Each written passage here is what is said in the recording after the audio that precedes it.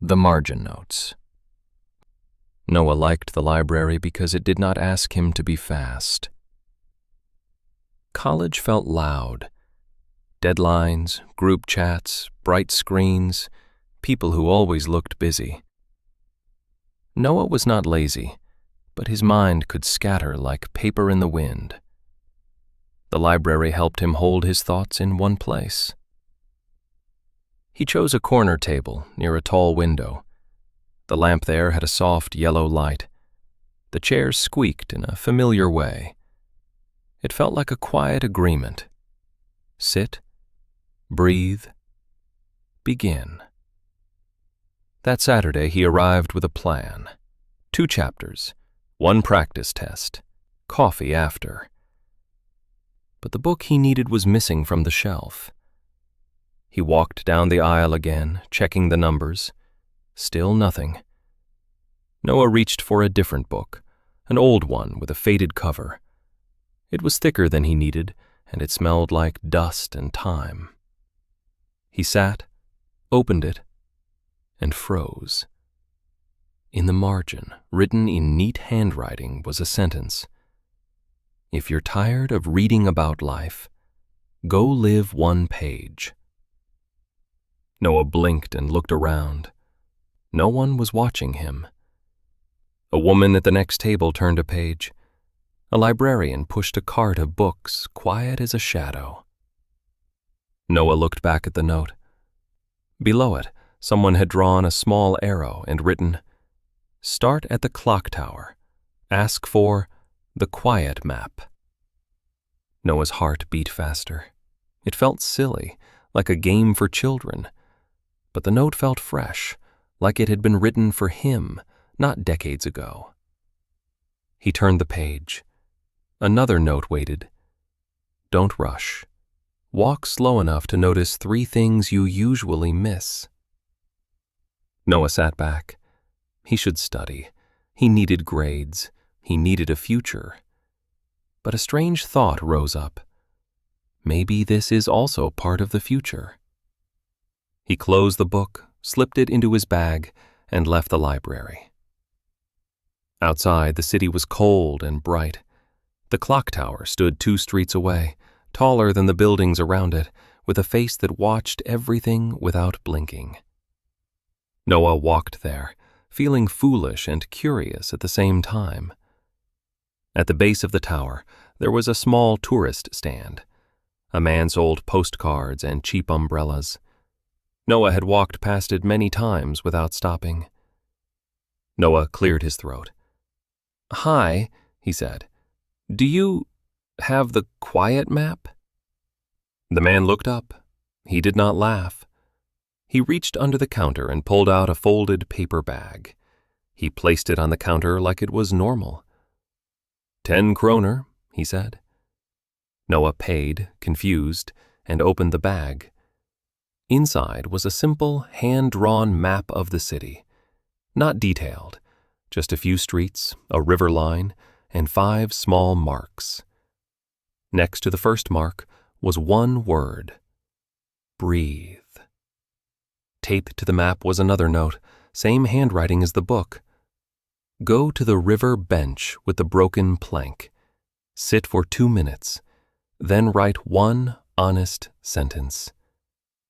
Noah stared at it. He almost smiled. "Okay," he whispered, even though no one asked him to.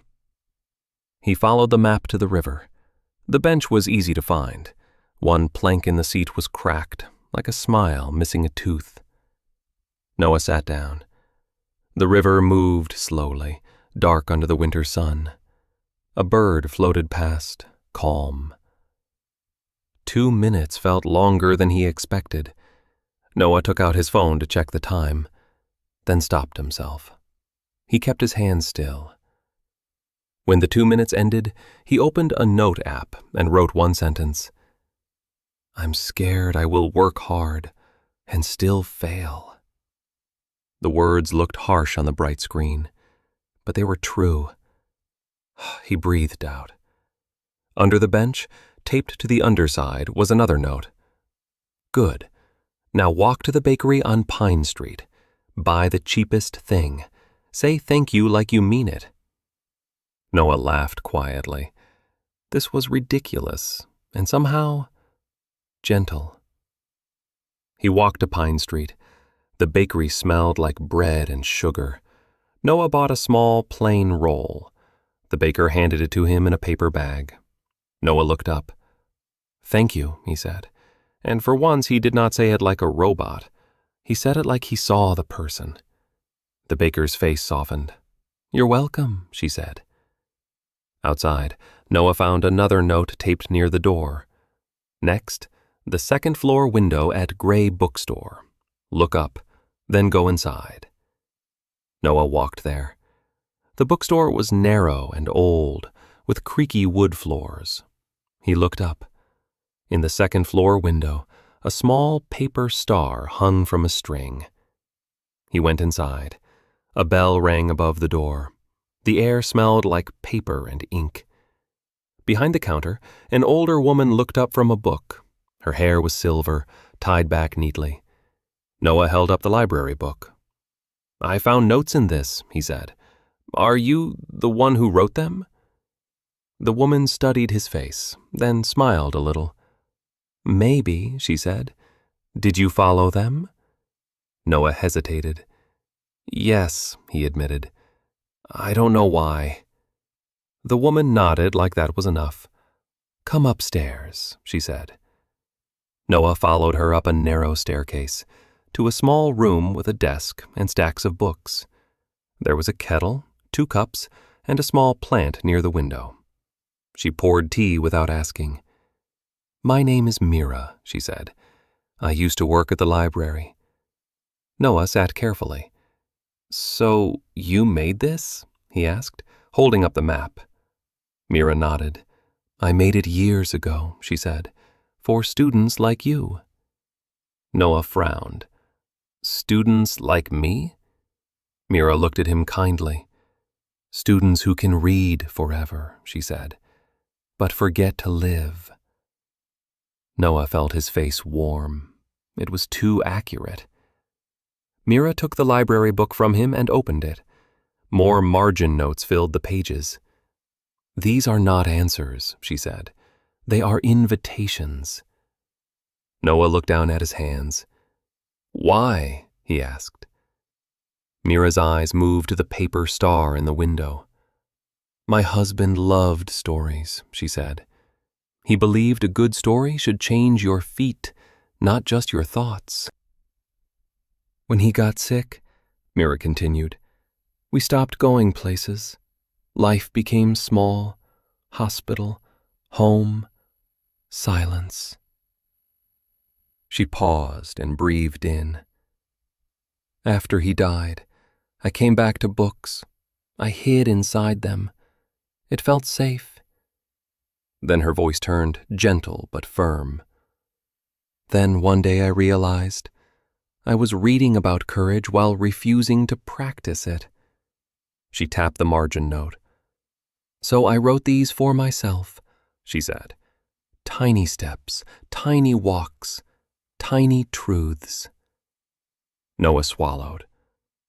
"And you left them for strangers," he said. Mira smiled. "I left them for whoever needed them," she said. "Some people never notice. Some notice and put the book back. Sometimes, someone follows." Noah looked at the map again. 5 marks. He had done 3. "What are the last 2?" he asked. Mira slid the map back to him. "You can finish," she said, "or you can stop. The choice is part of it." Noah nodded. "I want to finish," he said, surprised by his own voice. Mira nodded once, as if that was the point. Noah left the bookstore with the map in his pocket and warmth in his chest. The 4th mark led him to a small community center. Inside, a group was setting up chairs in a circle. A sign on the wall said, "Free conversation practice." Noah stood in the doorway, ready to run. Then he remembered the honest sentence he wrote by the river. I'm scared I will work hard and still fail. He took a breath and stepped inside. A volunteer smiled. Hi, she said. Do you want tea? Noah nodded. Yes, he said quietly. He sat. He listened. He said 2 sentences, then 3. His hands shook, but he stayed. When the session ended, he felt tired in a good way, like after a long walk. Outside the door, another note waited. Last mark. Go back to the library, return the book, then write 1 more honest sentence. Noah walked back. The library doors opened with a soft sound. The air inside smelled like paper and calm. He returned the old book to the desk. The librarian scanned it without looking up. Have a good day, she said. Noah almost walked away. Then he turned back. Thank you, he said, for keeping this place. The librarian looked up, surprised. Then she smiled. You're welcome, she said. Noah sat at his corner table, under the soft yellow lamp. He opened his note app again and wrote, I don't need to become fearless. I just need to choose 1 brave page. He read the sentence twice, then closed his phone. He opened his textbook. For the first time in a long time, studying did not feel like a cage. It felt like a step. When Noah walked home, the city looked the same, but he moved through it differently, slower, more present. And somewhere, in a book on a shelf, Mira's handwriting waited for the next person who needed a quiet map. Moral: learning is powerful, but life is the lesson. Read deeply, then practice 1 small, brave page. If you enjoyed this calm English story, please like and subscribe for more, and write 1 word in the comments. Notes. See you in the next story.